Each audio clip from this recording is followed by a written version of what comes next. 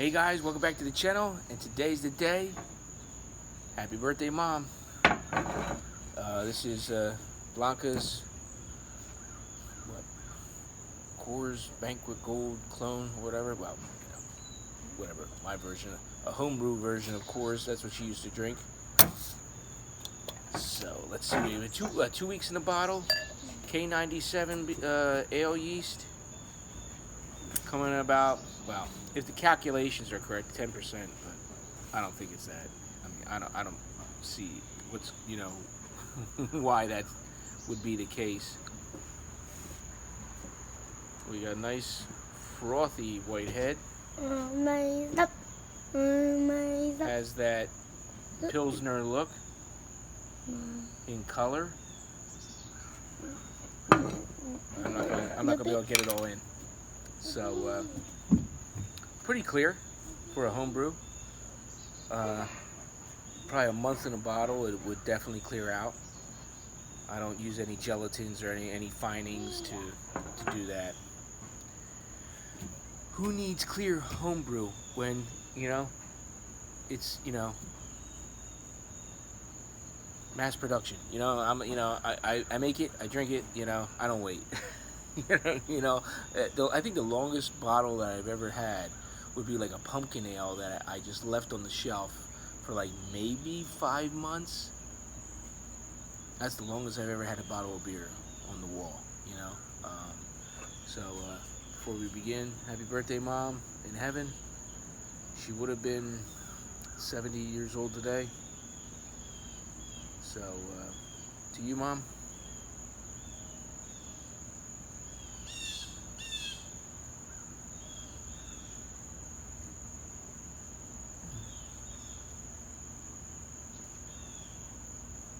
Whew.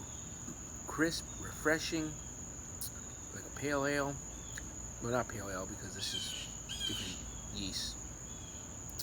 Or different yeast and also different hops. Creaminess. There's a creaminess there, almost like a cream ale. I don't know about like Genesee cream ale. Like I don't. But I'm not really good with examinations of beers. But for me, in my mouthfeel, there's a creaminess there, a sweetness.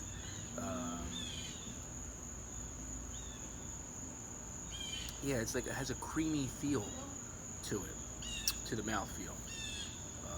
Similar to last year, probably. I mean, it's the same recipe. Nothing's changed. But you know how it is when you bottle, things happen. You never know. Every bottle is different compared to the next, but plenty ahead.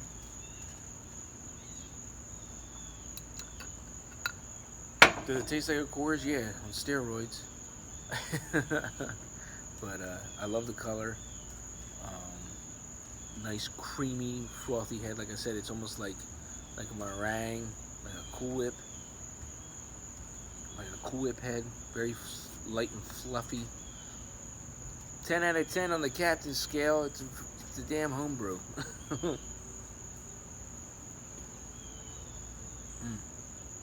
And a fine one at that. Has that,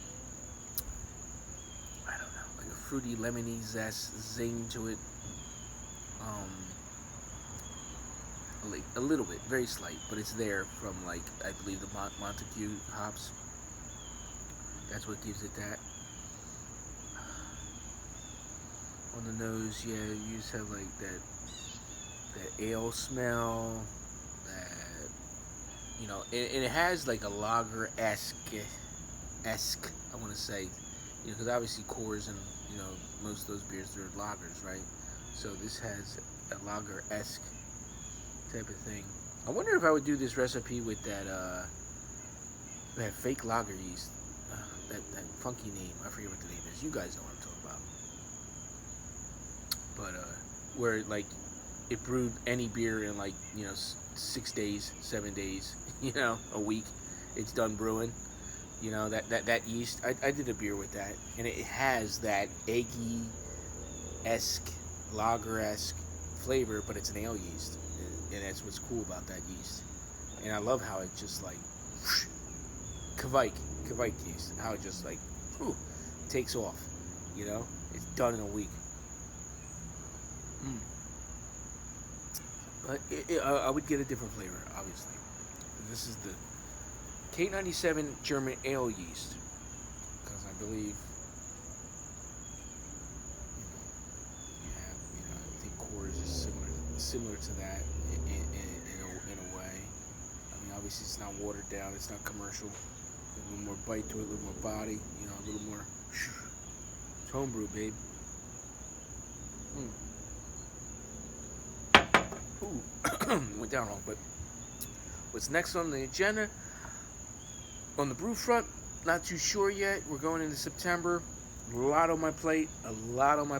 Kids going back to school. Karate's up in full swing. We got testing going on. Captain's got to train. Got to get ready for that. So I got like a couple weeks to get the old body in fighting shape. And, so we'll see how that goes.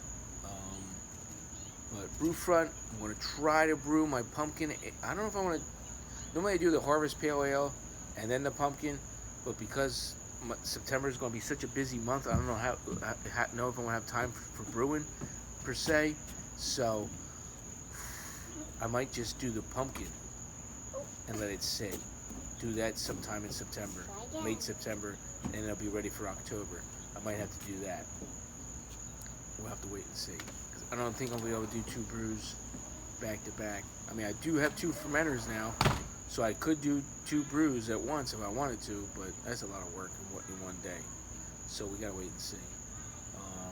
But this beer came out really great. I'm really happy. Ooh, very carbonated. I mean, I'm just, all around, head sticking around. There's a lot of lacing going on. Yeah, it's really good.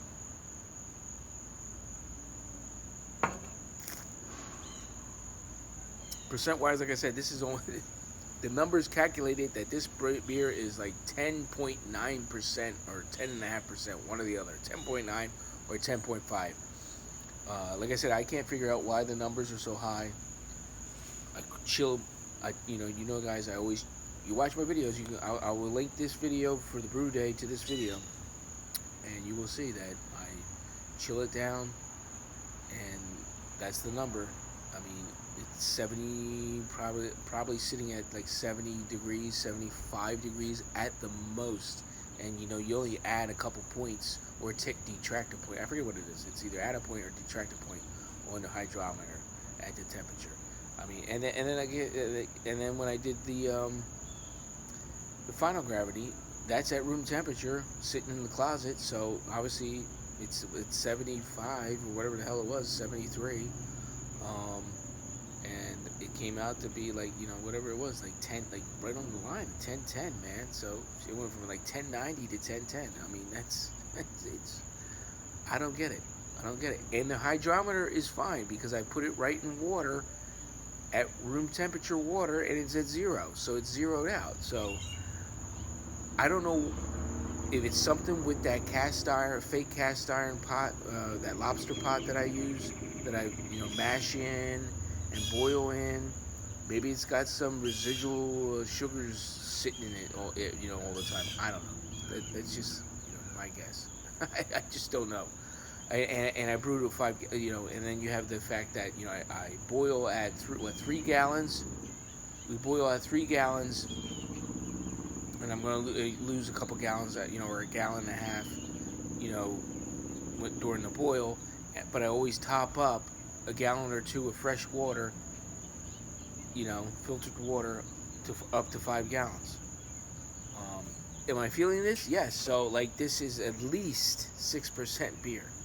I mean, if I put this brew in, one of the beer recipe sites that we use, I think I use the free one. Brewers. See, I'm getting tongue tied.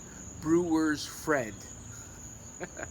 Brewer's Friend, and it'll be about 5.5%, 5.6 with this recipe, I believe.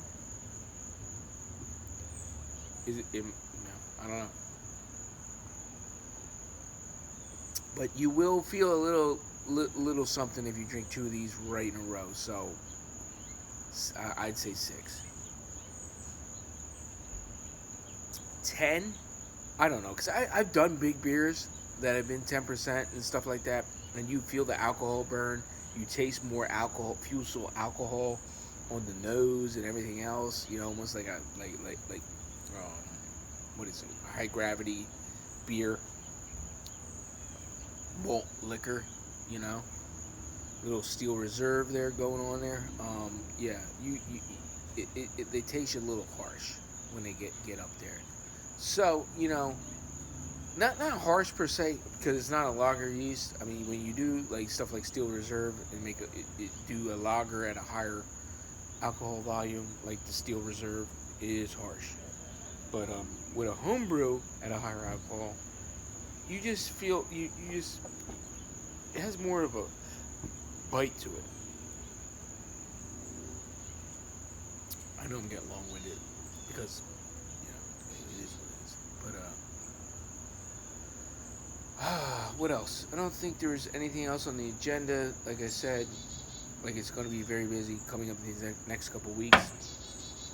So, but I will try to put some videos up.